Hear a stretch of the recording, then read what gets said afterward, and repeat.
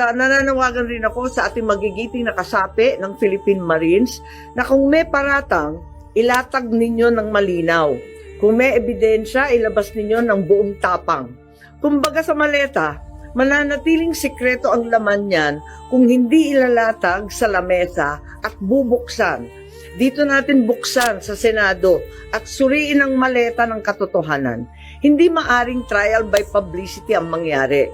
Hindi maaring ang institusyon ng Senado at pati na rin ang Kongreso at ang dangal ng bawat halal ng bayan, Senado man o Kongresista, ay mayurakan ng walang kalaban-laban. Batid ko na nagpahayag kayo na nais ninyong tayuan ang mga pahayag ninyo under oath. Yan din ang aking inaasahan at susubaybayan. Tama ang hakbang na yan upang maging opisyal ang lahat. Pinoprotektahan ko ang Senado hindi dahil sa mga personalidad, hindi dahil kaibigan ko sila, kundi dahil ito ang tinig at tanggulan ng ating bansa.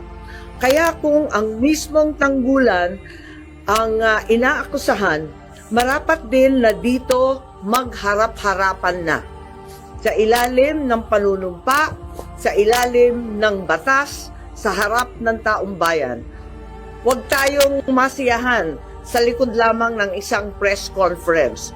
Kung kayo'y tunay na naglilingkod sa katotohanan, magharapan tayo dito sa Senado. Ang Senado ay hindi tatakbo o tatalikod, lalo na kung may nadawit na hindi dapat. Sa aking mga kasama na senador, ito rin ang pagkakataon para linisin ang inyong pangalan at itindig ang dangal ng institusyon. Maraming salamat po.